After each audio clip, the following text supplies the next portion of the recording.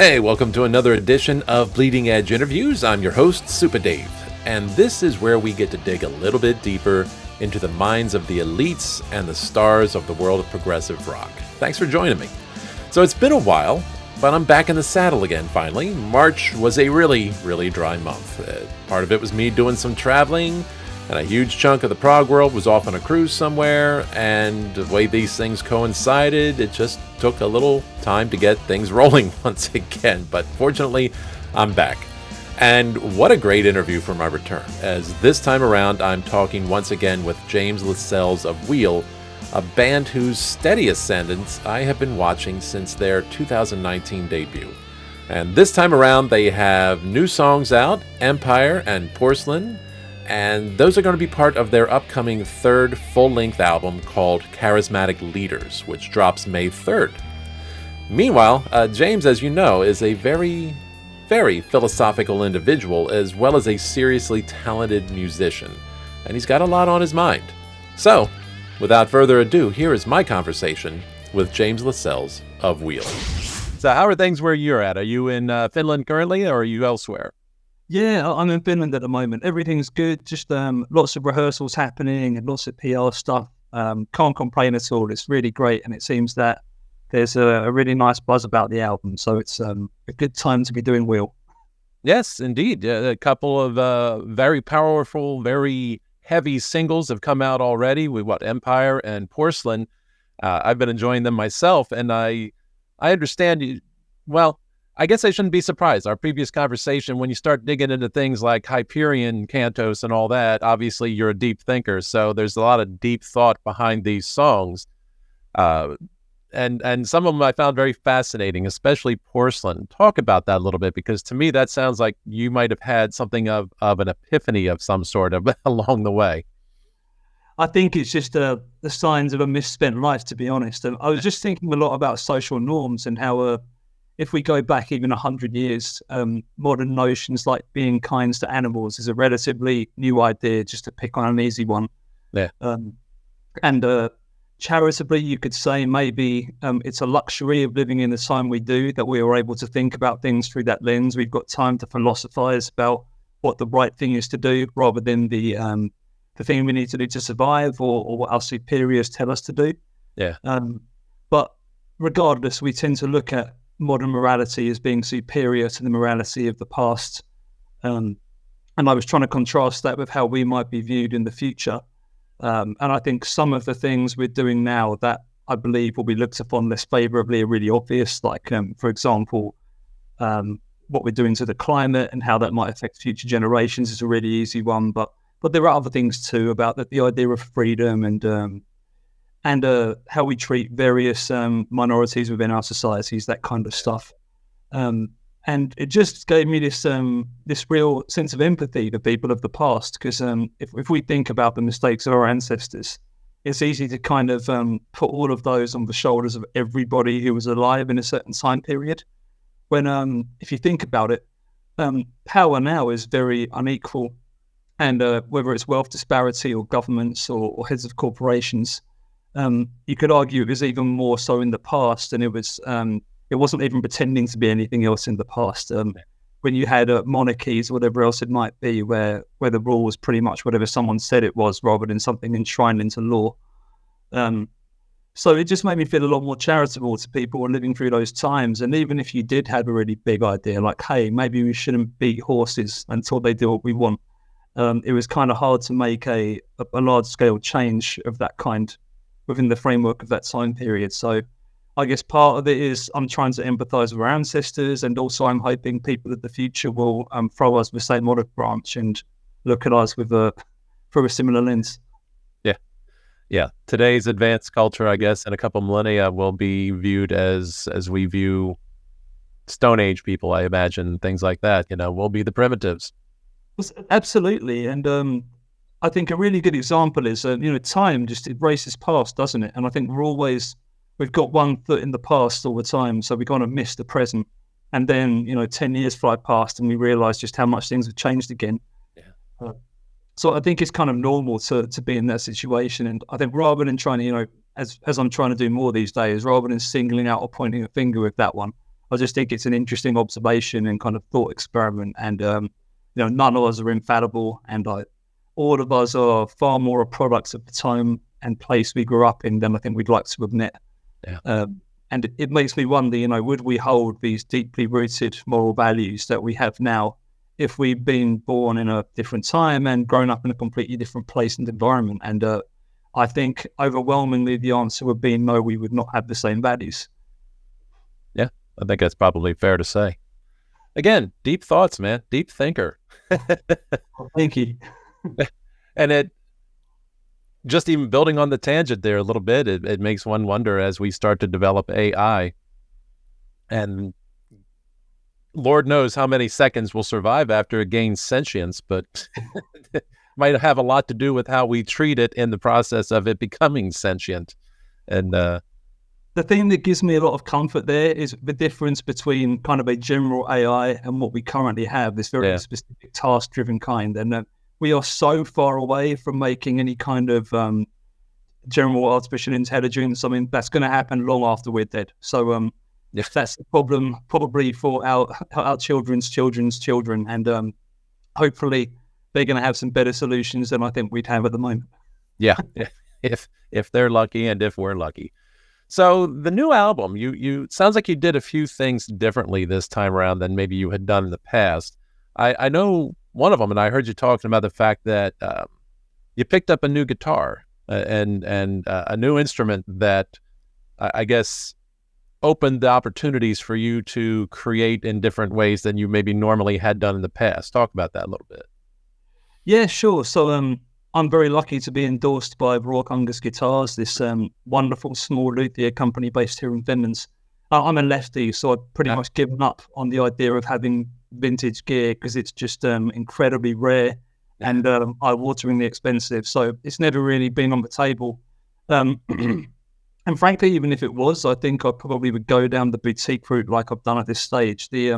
What you pay for these instruments compared to what you pay for, say, a top-end Gibson these days, there's not actually as much in it as you'd think.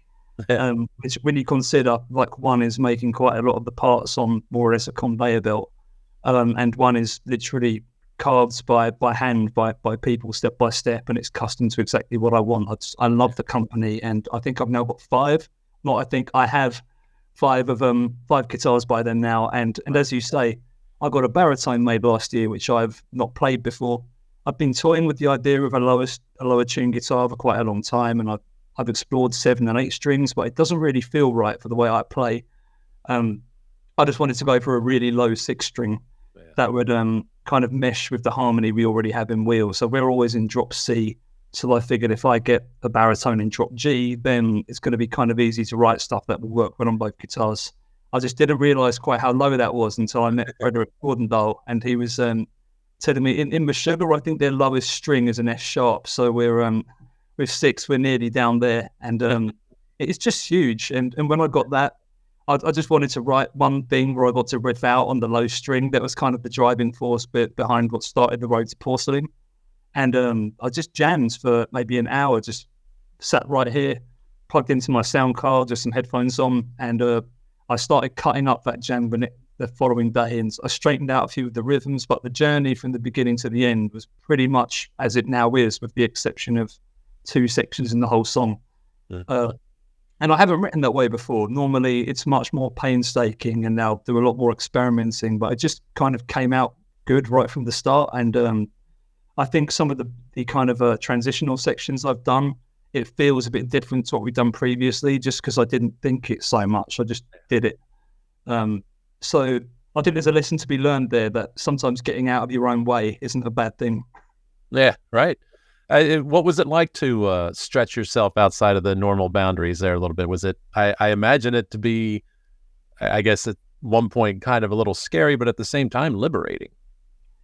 I think every album we've done, I've tried to find a way to do that, whether it's through production techniques or included instruments, or like I started playing some piano stuff on Resident Human. That was new for me. Right. And this just felt like the right step for where we are at the moment. And plus we had all these really heavy ideas already going into the album. I had the 2 main riffs from Empire. I had the first 3 minutes of Submission, the verse riff from Saboteur.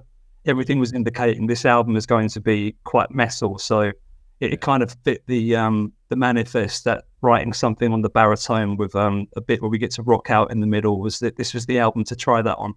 Yeah.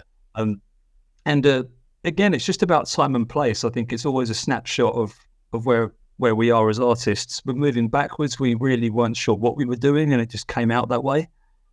Resident Human, we got used to touring and the sound of the band on stage, so we kind of went the other way. We really under-polished everything, and we left it kind of rough around the edges because we wanted it to feel closer to our live sound.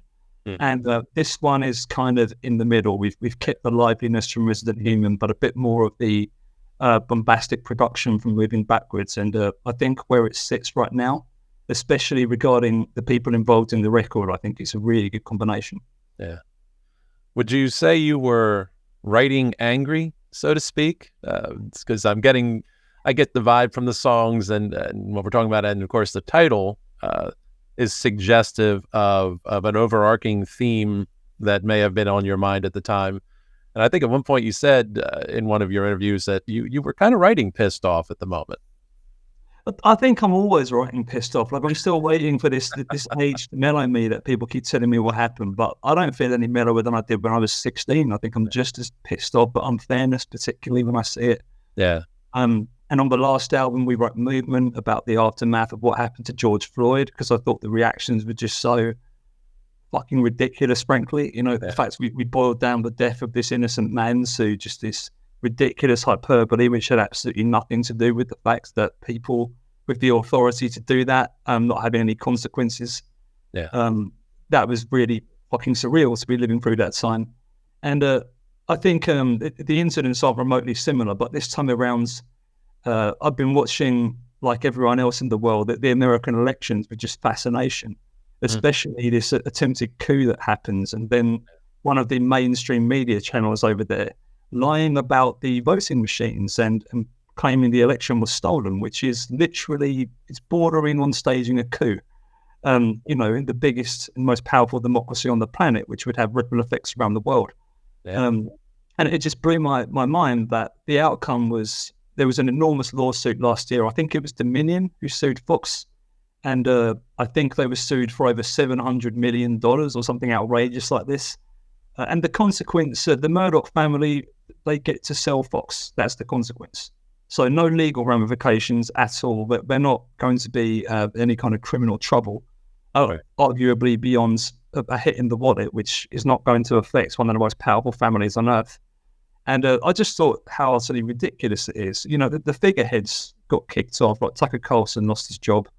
But literally mainstream media claiming that an election is fraudulent, that is utterly mental. And the fact there aren't more consequences to that, it's I'm sure like it must feel over there watching it. It's terrifying that you can get away with doing that. You'd think there'd be some kind of legal recourse, but there isn't.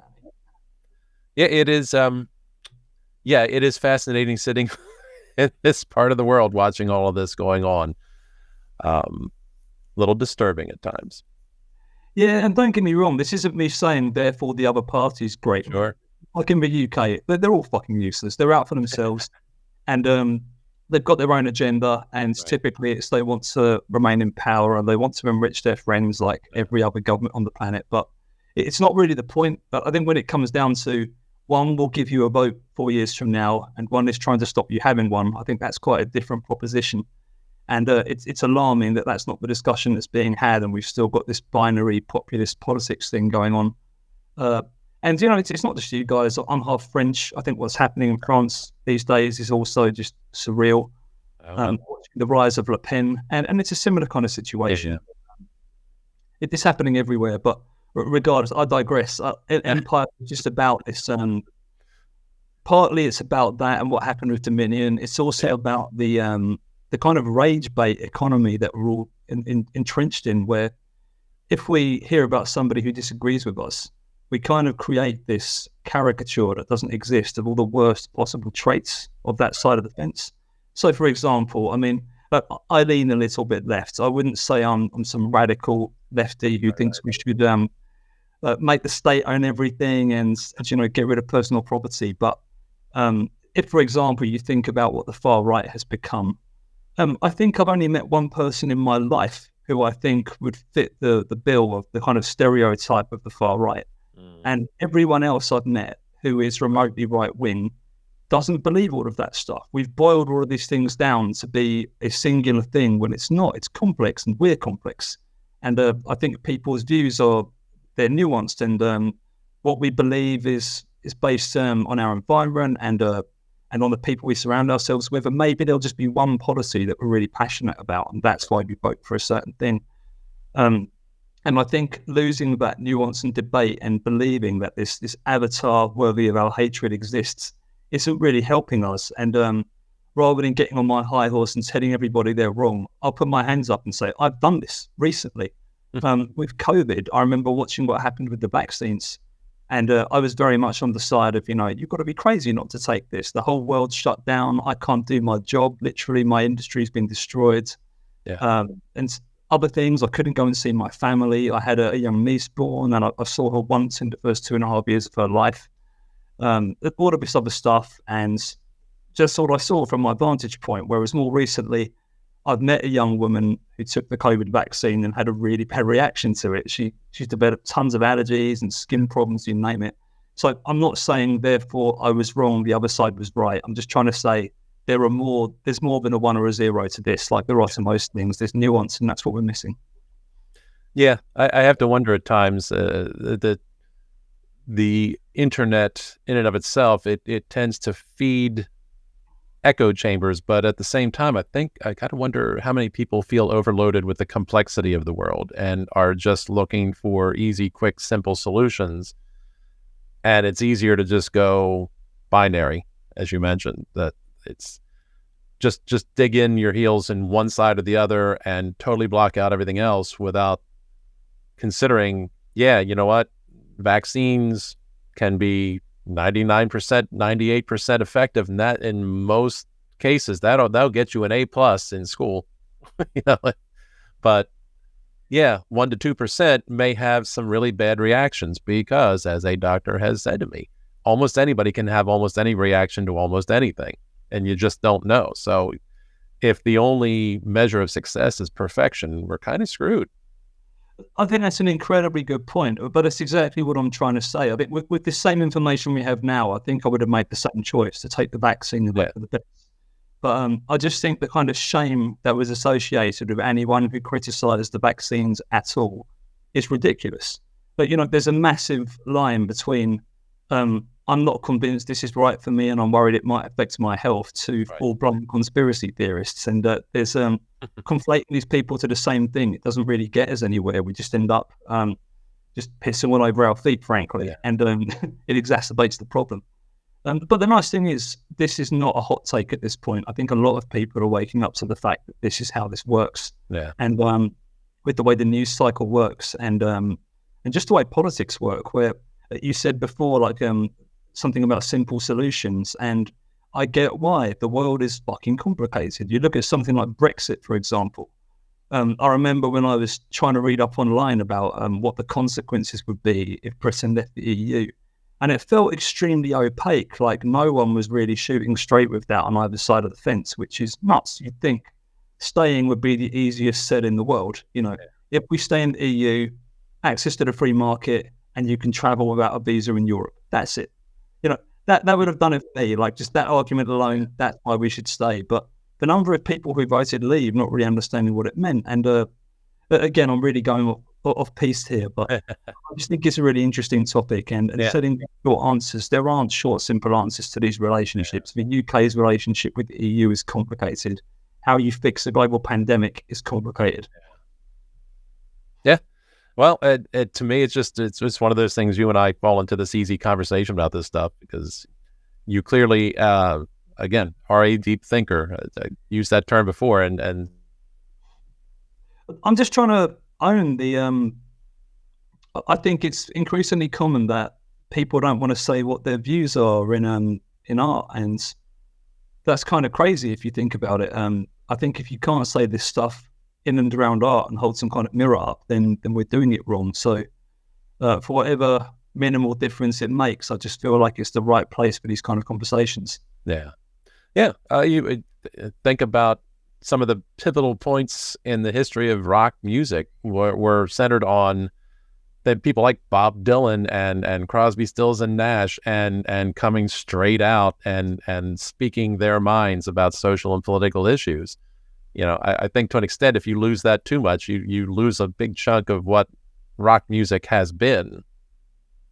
So. I completely agree. I mean, I think David Bowie spoke about this famously in an interview a long time ago, that rock was the music of rebellion back when it started. And it really isn't anymore. It's become something else. And part of that's because it's become mainstream. It's no longer rebelling against anything. It's one of the biggest styles of contemporary music on the planet. Yeah. But I think also it's about this climate online. Like, I remember when we started Wheel, I was terrified of getting it wrong and being called out online for saying the wrong thing or whatnot. Right. And at this point, I'm still somewhat cautious, but at the same time, if I say something which I then decide, do you know what? I've changed my mind. I don't think this anymore. I'm a really strong believer that the two smartest things you can say are, I don't know, or I change my mind. Worst comes to worst, hopefully I'll say one of those. Fair enough. So speaking of which, getting back to the album a little bit more in the details of it, I don't know if I took note that you worked with these guys before, but Daniel Bergstrand and Frederick Thorndal, I got to make sure I'm saying those names right because they are unusual names for me, but the first time working with those guys, or have you worked with them before? I got the impression it was the first time. It's the first time. Yeah, that's what I thought. So how did that go? What was that like? Because I know, especially having just read through Geddy Lee's memoirs, it's fascinating to hear about the working relationship between artists and producers and how that sometimes meshes well and how it sometimes doesn't. It seems so far from what I'm hearing with you guys that it really turned out something heavy. So I got to wonder, did they somehow transmit a little bit of Meshuggah influence over to you guys, or was that already there? I think both. Yeah. We definitely had some songs that were leaning that way, like Saboteur, for example. That intro riff, it's just, there was no way that was not going to be extremely heavy. Yeah. But at the same time, Frederick owns a company called Toontrack, who make drum samples as a piece of software. And I've been writing with that stuff forever, and it's just great stuff. They record all of those samples in the studio we went to record in. So the original goal was, we want this kind of drum sound, so we're going there. We didn't even realize Frederick was going to be so involved. We made the deal with Daniel Bergstrand. And we went over there, and on the first day, Frederick opened the door and he was like, "Oh, hello, I'm Frederick," and shook our hands. And to be honest, I was completely starstruck because I'm a massive Meshuggah fan. Yeah. I spent the first week just firing 50 million questions about how they'd done various things in the band. But I think right from the drum sound, building it up, Sandri, our drummer, said what tom sizes he wanted and that kind of thing. But just watching them put together the technical side of the drum sound, it was fascinating because they just have a completely different approach to any other studio I've seen. They've got all these in-house plugins they're using to do EQ matching and some very fancy stuff using algorithms that I barely understand. And right out of the gate, it definitely leaned more metal. With the guitar sounds as well, like we double-tracked all the rhythm guitars, and on one side we had pretty much exactly what I used live. And on the other side we had Frederick's favourite old Marshall amplifier as the kind of backbone of the drive sound.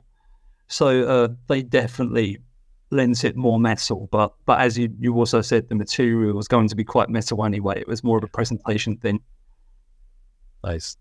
Yeah, it's always interesting to hear that influence that's coming in there, and I've always understood that some producers are more technical in their background, and maybe they came up as engineers, and others were more artists to begin with, and their input and can be very different and how they approach whatever's going on in terms of either turning buttons or making suggestions, or how they vary between the two.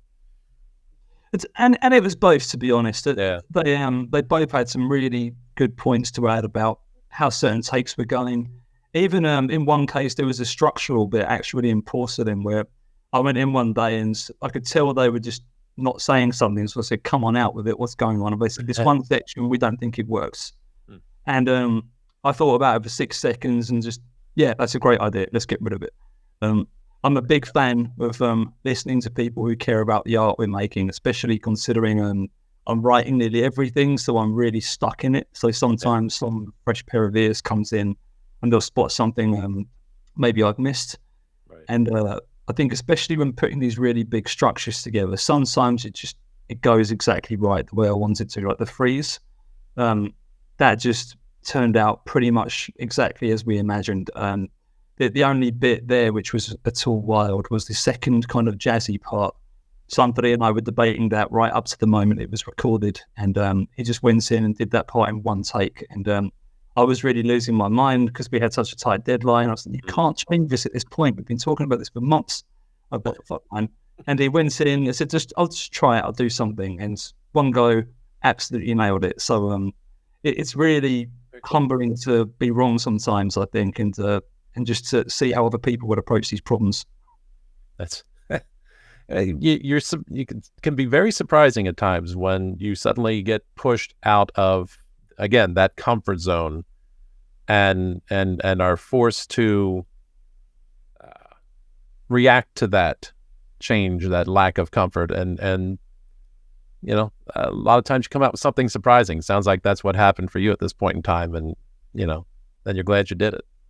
I think so too, but we've been doing that from our first EP. Like the very first songs we had were songs I'd written at university for an older version of this band idea I've had since my late teens. And I pretty much thought these are going to be on my computer forever, and they're not doing anything. So what do I lose by just letting these guys just have at it? And if they've got some good ideas, then I want to hear them. So Interchange, for example, the second track on that EP, there's this really long build up with this guitar tapping thing, and I didn't write that. The guys came up with it in the rehearsal room, and hey, this is great. It's not at all what I would have thought of. And there's always this horrible moment where it feels like they're mutilating a child when you see them doing that to something that you've spent that many hours working on. But getting past that feeling and pushing that preconception away, I think it often leads to really cool new things. Yeah. You've got a very balanced view of the world and how you approach things for someone who writes angry. I think that's why I'm so calm. Like it's very cathartic to just dump all of that just frustration and bullshit into the music. Like it's a really good outlet to just burn off some of that frustration. Because I mean, so many of these things happening in the world. I'm a big fan of Bill Burr. I'm sure you know the guy, like fantastic American comic. And I remember the bit he did not too long ago talking about the news, and he said, I'm not sure what it's for. And I think that's an amazing comment. And he was using this really brutal example of, some child dying in a country very far away, and just saying, yes, it's awful, but what can I actually do about it? I'm over here very far away. I have no interaction with these people. Even if I wanted to, there's nothing I could do to change the outcome. Yeah. So what is the point? You feel terrible about this thing until the newscaster moves you onto another topic that you can then feel terrible about. And what does it actually do? Absolutely nothing. It's not activism. It's good to be informed to a degree, but I think after a point, it's almost like this ritual of self-flagellation where we've kind of got to carry the pain of the entire world. And if that achieved anything, I'd be more open to it. I've been doing that for most of my life. But as of January this year, I've really tried to just stop watching the news so much and focus on other things, because I feel like I've lost a lot of hours in my life just, worrying about stuff I can't change. I hear you. That reflects, I think, the feelings of a lot of folks. And at least the upside for you is you've got your art, your music that you can use to channel all that anger, and it's something you have some ability to have a control on the outcome. Absolutely, and I'd rather put that time and energy into that than just watching the horrors around the world. I mean, I want to understand what's going on, of course. I think there's part of it curiosity, part of it almost feels like a responsibility.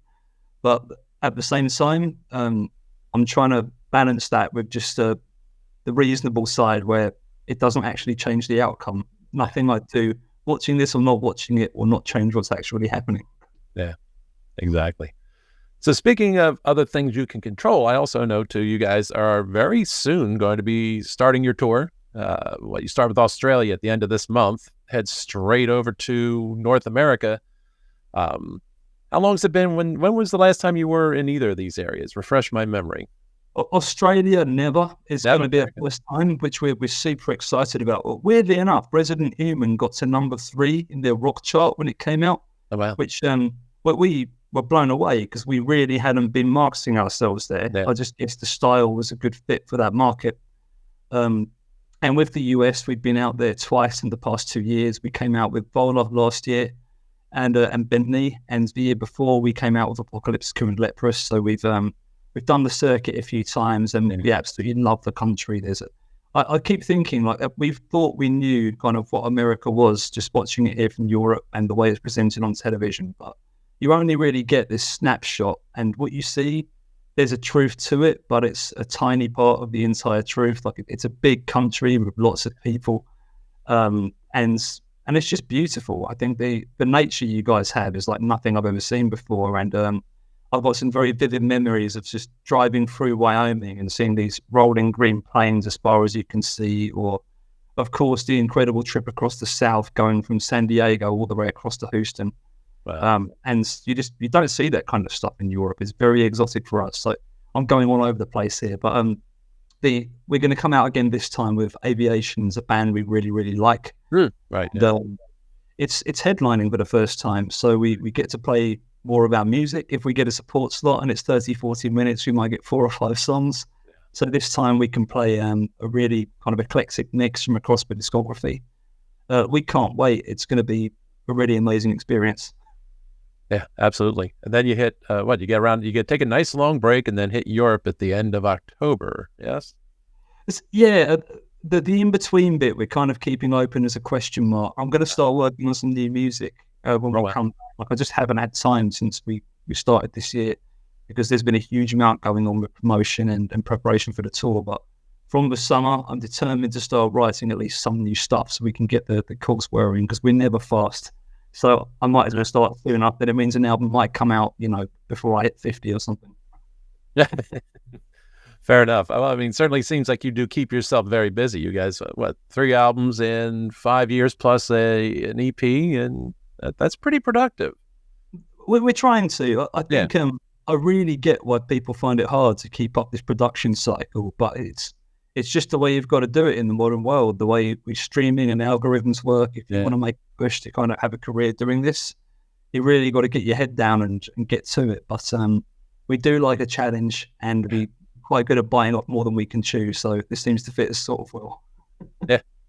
Actually, it's kind of funny, I think, and correct me here on this, because I think in my head, the timing, yours might be the first album I've spoken to with anybody about in a while that wasn't in some way slowed down, impacted, changed, or whatever by COVID, or was it? This one wasn't, no. I'm really happy to hear that's starting to change. It's got a long shadow, and I think we keep running into bands who either have delayed touring or albums, as you say, due to the pandemic. It's still kind of a hangover, I think, over the whole industry. Like the amount of tours happening all the time now is just insane. Like I've never seen anything like it. Yeah. And it's great for consumers because there's more choice than ever. But as an artist trying to slot in a tour around that, I'm really glad we've got an agent, because I don't relish the idea of trying to work out where we'd fit into that. Yeah. It's amazing, to be honest. Just last night, my girlfriend and I and friend were talking about the upcoming concert schedules and all that, because we're always in the circuit, and we're just looking and going, oh my gosh. And I think it's just boom, boom, boom, boom, boom, boom, boom. So Where are you based? What's that? But where are you based? I am in southern New Jersey, just outside of Philadelphia, like right across the Delaware River from Philly. So you're in an amazing position for touring then. Like everyone comes past there. Pretty much. It works out pretty well to our benefit. If they don't hit Philadelphia, which happens from time to time, they at least are hitting New York City. That's not a bad trip up. And okay, if we really want to stretch it, we'll head down to Baltimore sometimes. But it's a pretty good location to be. Yeah, I can imagine. I really like that part of the world. I think we played New Jersey with Apocalypse and Leprous. I just can't remember what the venue was. I've got a picture in my head of what the place looked like, but I've got no idea what the city was in hindsight. Yeah. I kind of want to cliche tour guys. I'm going to bet, as you say that is probably going to be one of those ones that I ended up having to miss the show either because everybody had a show like that weekend, like that night. Because if that's the one I'm thinking of, that might have been not last September, but the one before. I keep thinking there was that one weekend and there were literally 5 concerts I would have wanted to see. And I'm just screaming, why are you all on the same date? You're killing me. Who's doing this? We travel a bit too. So I know we missed a couple things last summer when we were, I guess it was still summer, September when we were in Scotland. So yeah. I think you're right. I seem to remember Meshuggah, Porcupine Tree, and I don't even remember who else. I think there were 4 or 5 bands in either our genre or one very close to it, all touring the same cities at the same time. So it was a very competitive tour. I mean, I think it was kind of surprising how many people were at the shows each night, considering that. So I guess we got that to be grateful for. It's hopefully everybody's doing well with it, and hopefully not competing each other into poverty. But it certainly is a bonanza for those of us that want to attend shows. Yeah, for sure. And that part's great. Yeah, absolutely. Well, James, I absolutely loved chatting with you. This probably could have run on so long that I will get in trouble for logging into work late. So curbing myself and my own instincts to just keep chatting. But I really appreciate your time today. It's always fun to talk to you, man. Hey, thank you for yours, mate. Take care, and hopefully see you in Philadelphia. Fingers crossed. Assuming the weekend. Yeah, May is one of those crazy months, so that's when you guys should be heading through here. So I will make a point to get there if it's all possible to work out the scheduling. I think that's the only barrier. But I hope to see you guys. I look forward to it. I wish you the best with the album. It sounds like you've really got a nice, crunchy, heavy, thoughtful album coming out, and that hits a sweet spot for me, and I think it does for a lot of folks. Sounds like there's definitely some buzz generating around this one. So I wish you the best with that, and I hope the tour is just an absolute smash for you. Thank you so much, mate, and take care. Have a great evening or morning over there. Yeah, still morning. My day is ahead of me. All right, hang in there. You'll get through it. Thanks, man. Take care. Take care. Bye. So often I come away from these interviews wishing I had just a little bit more time to chat, or maybe a lot more time to chat. And this one was no exception. James is such an insightful and interesting person to talk to. I just want to send a big thank you out to you, James, for taking the time to chat with me, and I'm hoping for much, much success with the album and the tour for you and the rest of Wheel. The new stuff sounds fantastic, and I'm just very excited for it. I'm looking forward to getting to hear the rest of it. For those of you listening, the new album, again, is entitled Charismatic Leaders. It will be available May 3rd. I have a link in the description if you want to pre-order that album, and tickets also are currently on sale for their dates in Australia and North America. So if you want to go, you better hop on those. Time is ticking, folks. Meanwhile, if you're on social media, you can find the show links in the description. You're also going to be able to find the link for The Expanse, my all-progressive rock and metal station on Live 365, so check those out when you get a chance. Meanwhile, thank you for joining me once again for Bleeding Edge Interviews. As always, never fear to deviate from the norm, keep it proggy, and this is Supa Dave, signing off.